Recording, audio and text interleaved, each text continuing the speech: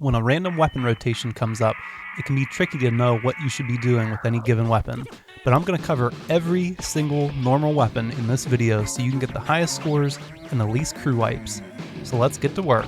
First up is the shooter class. It has two main jobs in Salmon Run, painting and boss splatting. The weapons vary in range, damage, and fire rate, but they have one thing in common. They're single target weapons that have instantaneous, rapid fire. Everyone needs to be doing their part for lesser salmonids, but it shouldn't be your primary focus. But on to the unique qualities. The splatter shot is your basic shooter weapon. It's a versatile weapon with all-around good stats. The range is okay, but just be careful with how close you might have to get to enemies. The Splattershot Jr. has very good ink efficiency, so make sure you're always shooting. The range isn't the best, but it's still good enough. Make sure you do a lot of painting with this weapon.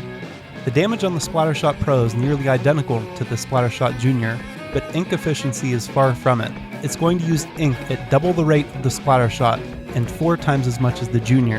Keep your distance from enemies because you'll be recovering ink often. The range is good, so use that to your advantage. The 52 gal has a slower fire rate than some of the other shooters, but painting and ink efficiency are still good. This weapon is one of the worst shooters for fighting stingers though. It takes 2 shots per segment. That wouldn't be so bad, but the relative lack of range and fire rate is a letdown. The 96 gal on the other hand stands out among other shooters due to the high damage, but don't get overconfident. The nature of shooters means that lowly chums take 24 frames or almost half a second to splat with this weapon. Stingers on the other hand go down with ease. Use the range to your advantage because ink efficiency is even worse than the Splattershot Pro. The Jet Squelcher has low damage but an average fire rate. Painting is decent, especially in a line. This weapon has a lot of range, so you can pick off enemies from a distance. This makes it very good at hitting enemies on the shore without actually putting yourself in a risky position. The NZEP has especially high movement speed while shooting. That means you can start shooting while pursuing a steel eel, or be backing away from a horde of enemies without worrying that they'll catch up to you. Do a lot of painting since you can move so fast while shooting. The Aerospray has high damage and ink efficiency. Use this weapon to paint as much as possible and swim around the stage. You'll have to get up close and personal due to the inaccuracy of this weapon. Steelheads will be an issue if you're standing on the same plane as they are. The Splashomatic, good in competitive modes, meh in Salmon Run. It does have perfect accuracy while jumping, which you'll probably need to do to splat steelheads. This is an average weapon that can do most things, but it won't excel at any task in particular. Definitely paint whenever possible. The Sploosh-O-Matic. This O-Matic brother is amazing in Salmon Run. With the Sploosh, it can do it all, but it does lack range. Severely. This weapon has very high damage, paired with some of the worst range of any weapon. Ink efficiency is good though. The lightweight means that you can move quickly, and you'll have to be in range of enemies. Steelheads again will be a problem. The Splattershot Nova is particularly slow at splatting lesser salmonids, but the range is decent on the Nova. It does, however, have very good painting. Accuracy is low at max range, so be careful about that. You might need to stand closer than you think to hit an enemy. Paint for your team and take out enemies in your range. And now for the odd shooters. The L3 Nozzle Nose. Timing is everything with this weapon. The damage is good as long as you time your shots well. It's better to press the button slightly slower than the optimal time rather than faster. If you press it too fast, you won't shoot at all until you press the button again. If you're just a little slow, your damage won't be as high, but still serviceable. So don't just tap the button as fast as you can. H3 is the same as the L3. Timing is key. The range is better, but the fire rate is slower. Like many weapons with higher range, it's a little ink hungry, so don't put yourself in a position where fighting is your only way out. With the Squeezer, unlike other shooters, it's basically 2 weapons in one. Hold the button to paint and conserve ink. Tapping the button will be used for higher damage and better range. There's less of a penalty for mistiming the firing of this weapon, but it's still something you want to practice. Optimally, you should be able to fire 7.5 times per second. All the rollers can hit multiple enemies at once, whether you're rolling or swinging. While this weapon class does excel at clearing lesser salmonids, there's still a lot of utility for splatting bosses depending on the weapon. Roll in a pinch if you're surrounded to make a quick getaway. All the rollers are effective at dealing with glowfly rush waves by holding down the roller and moving slowly, but what can they do differently? The Splat Roller is the most balanced, so that means you'll want to do equal parts of rolling and swinging. Your swings will be your main damage dealing method for anything bigger than chums, but you can still roll into low health enemies if you're already rolling through the lessers. You can swing very quickly with the carbon roller, which is where 90% of your damage will be coming from. Rolling will only be for small fries and glowfly rush waves. The swings do equal damage, so only use the jumping swing for extra range. The dynamo roller is sort of the yin to the carbon roller's yang. Rather than swinging most of the time, you'll want to be rolling most of the time, but probably slowly. The ink efficiency is low, the movement speed is low, but the damage is high. All lesser salmonids can be splatted while rolling. Use a jumping swing to splat steelheads, just be mindful of the slow windup.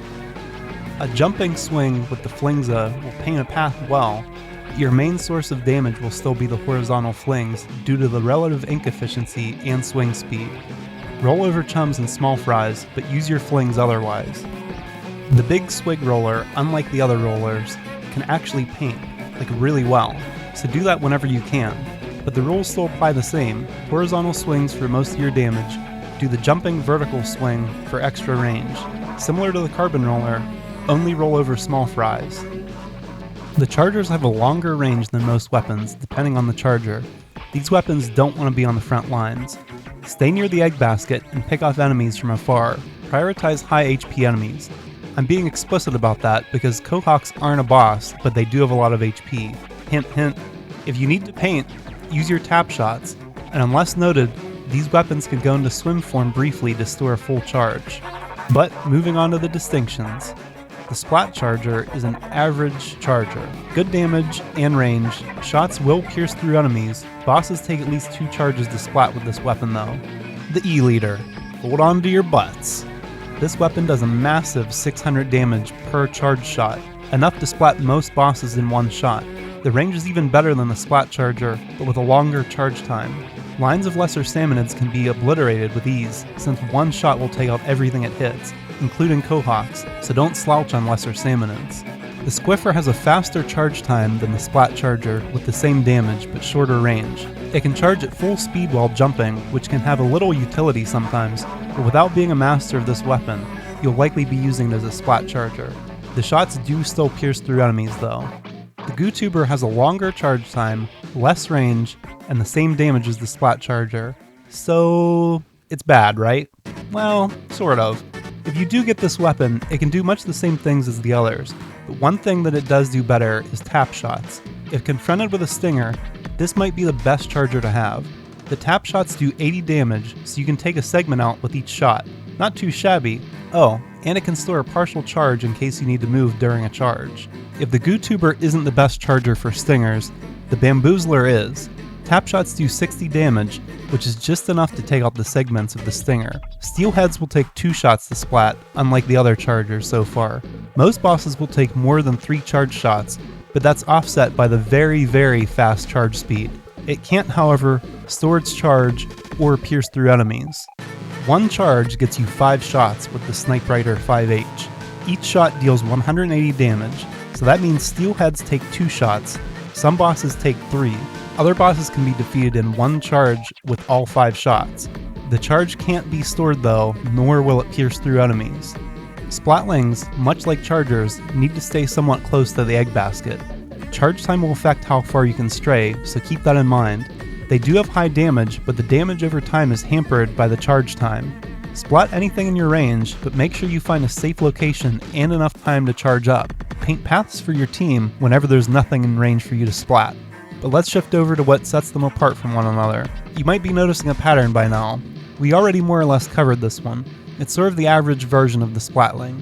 Try to time your charges so that you can start shooting before enemies get too close. The Mini Splatling is possibly the most beginner-friendly Splatling. The charge time is quite fast, but the range is shorter than the other chargers. It's sort of like a shooter in that respect, but don't treat it completely like a shooter. Your movement speed will be limited while shooting and charging, so don't get too close to the water. The Mini Splatling can move around the map a little. The Hydra cannot. It has high range, so never be more than an egg throw's distance away from the basket. The charge time is slow, but the damage output once charged is unrivaled. Be ready for approaching enemies so you can unload on them as soon as they're in range. When shooting the ballpoint Splatling, it starts with a short range mode before going into a long range mode. The short range mode does excellent damage. Use the longer range mode for enemies, well, at long range. Use the short range mode to clear hordes of lesser salmonids or bosses at close range. The Nautilus can store its charge. Use this to reposition after charging rather than standing in place. This will be important since this weapon has less range than all the other Splatlings but the Mini. You will have to move away from the egg basket, but I still don't recommend straying too far. The blasters have lower than average single target damage, but excellent multi-target damage. They can't paint very well and generally have low fire rates, so don't get surrounded. Focus your efforts on lesser salmonids to keep the work area clear for your team. You can hit around corners or over ledges, so don't feel like you always need line of sight on your target. Damage is your main priority of all enemy types, so assist with bosses too. Most of these weapons have an easy time dealing with fish sticks by looking up and shooting. They're all very good at fighting stingers, but while the blasters have their superficial similarities, how are they different? The blaster lives up to its name. It's a blaster. Damage, fire rate, ink efficiency, and range are all pretty average. Painting is a little weak with this one due to the low fire rate, so be careful not to get caught without space to move with this weapon. The range blaster is the blaster, with more range. But actually the fire rate is slower with worse ink efficiency.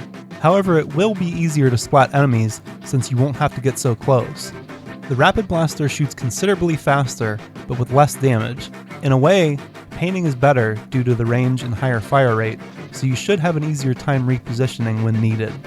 The Rapid Blaster Pro is even more rapid and even more professional. That sums up the Rapid Blaster Pro. Yep, actually, no, it's a slower fire rate, and probably equally professional, but it does have more range than the normal Rapid Blaster. Keep your distance with this one in particular. The range is good, but the damage is low. This weapon has the lowest range for direct hits of the blasters. The explosion radius is still quite good on the Luna Blaster though. You will have to get up close and personal, but it has the highest damage of the blasters. Painting isn't great, but it's good enough for dealing with something like a flipper flopper. You'll have to climb the pillar or jump to splat fish sticks though. Clash Blaster is surprisingly good at painting for a blaster, so depending on what weapons your teammates have, you might have to pitch in to keep areas painted for mobility. The range is just slightly better than the Luna Blaster for direct hits, but the explosion radius is smaller. The fire rate is good though, so move around as much as possible. Brellas are sort of a blaster, sort of a roller. With only 3 weapon varieties, there isn't a lot these weapons have in common, but they all do have a canopy that can be used to deal a little extra damage or splat small fries. The shots can hit multiple targets, so you'll have a higher damage output when firing at hordes of enemies. Don't count on the canopy to defend yourself though. As a class, they're a jack of all trades, but the specific weapons play very differently from each other. Don't deploy your canopy if you can help it with the Splat Brella. It does 100 damage to enemies when they run into it, so this can be used to easily splat chums and small fries. The canopy can be opened for 2 seconds before it deploys. The damage dealt is pretty high with this weapon, as is the painting, so move around the map, splat enemies, and pick up eggs. The damage is kind of low, and the canopy still only does 100 damage when hitting enemies with the Tenebrella. The movement speed is slow, and yeah, you'd probably rather have the normal Brella. Try to use the size of the canopy to your advantage, but be mindful that it will deploy in less time than the Splat Brella. The canopy can be opened on top of a fish stick pillar to quickly splat this boss. The Undercover Brella also does low damage, but can paint well due to the high fire rate. The canopy never deploys, so you can keep the fire button held down to increase your damage slightly. It's only enough to splat small fries, but this can still be very useful. Dualies have the advantages of the shooter class, but with typically higher damage output. Much like shooters, they're a single target weapon. That doesn't mean you should avoid lesser salmonids, but bosses and painting will be the priority. Performing the dodge roll helps to avoid damage, increase accuracy, increase damage, or all 3. Let's quickly explore the variations now. You'll have very high damage after doing a dodge roll with the Splat Dualies. This weapon class has a surprising variety, so I wouldn't call the Splat Dualies average. On top of damage, painting is also good. The only lacking quality is range.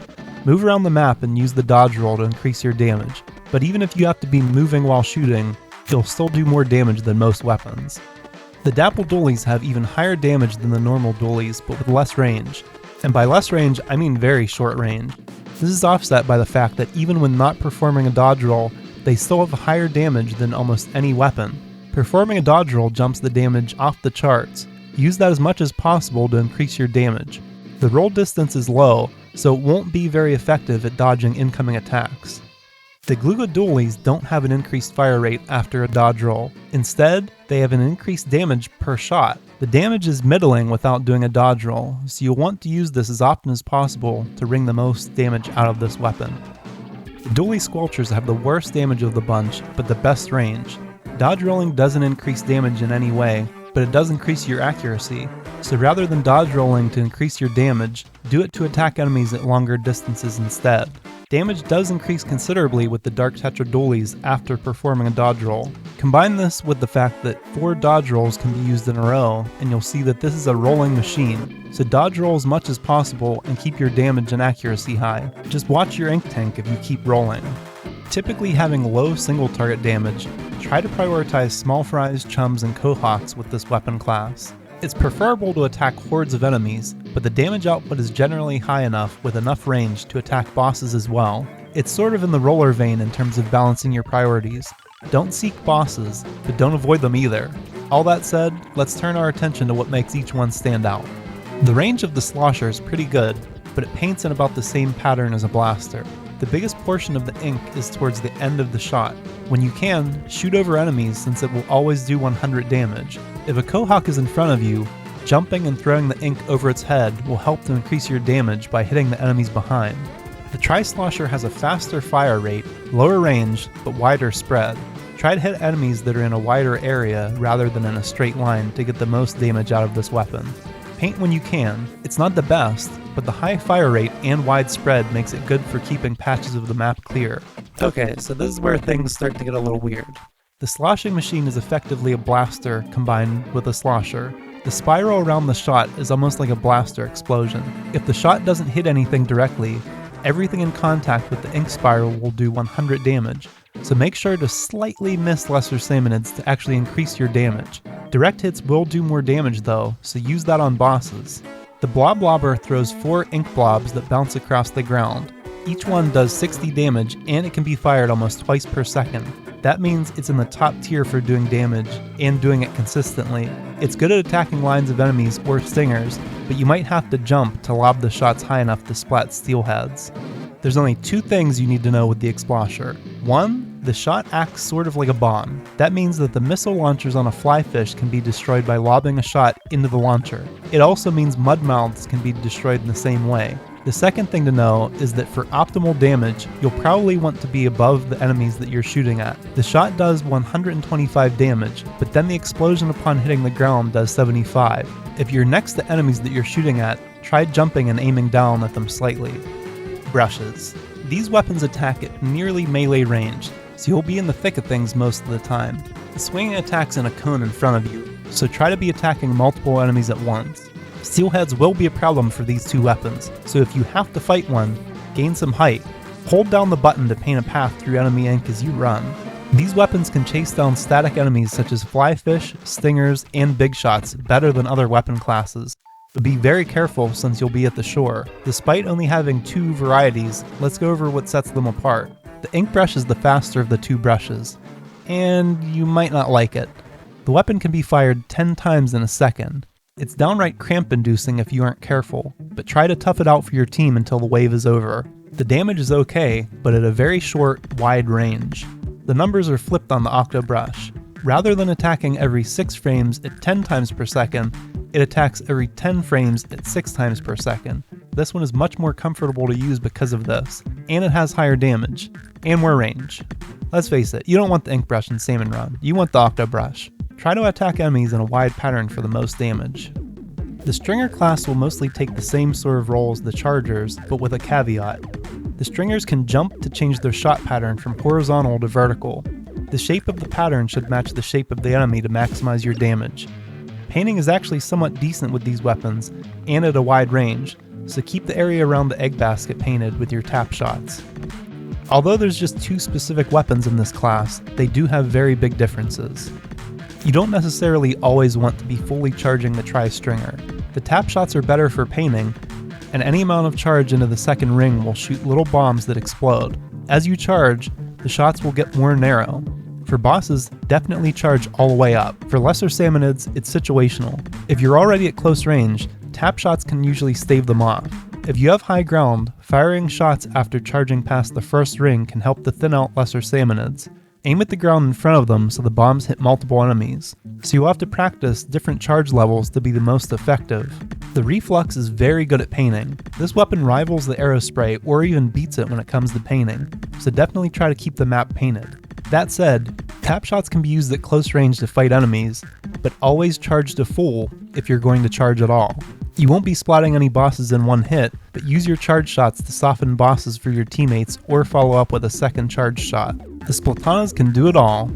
Lesser Salmonids? Yes. Bosses? Yes. Range, painting, and ink efficiency? Yes. Great.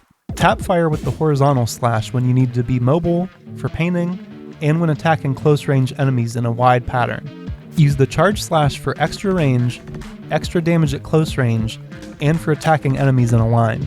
The melee swing has more range than you might think, and it can penetrate through 1 or 2 enemies. Again, only 2 Splatanas. The differences aren't huge this time, but let's get to it. The Splatana Wiper does 50 damage with the projectile, 35 damage with the horizontal swing's melee damage, 150 damage with the charge projectile, and 175 damage with the melee charge strike. So what does it all mean? Mainly use your horizontal swing to paint, but use your charged attacks to fight. The melee attack will be the most effective when you have to fight bosses, but be careful when you're getting so close. The Splatana Stamper is slightly slower, but much more powerful. 100 damage for the horizontal swing's projectile, 45 damage for the horizontal swing, 180 for the charge projectile, and 220 for the melee charged attack. For those that don't know, 180 plus 220 equals Kohawk, Splatoon math. You want to constantly be using your charge strike for all enemies, near and far, but it's not a bad idea to splat steelheads with 3 horizontal slashes. So what the heck does that all mean? Think about your weapon and what you can do. Look at the weapons of your teammates. Concentrate on what your weapon can do best and let them do what their weapons can do best. That said, if something needs done, you can't expect someone else to do it. They're dealing with their own problems. The enemies that will be doing damage to you the soonest are always the first priority to escape from or attack. Do your best to not get splatted. If you watched this whole video, thank you, you're a saint. Good luck, and good fishing.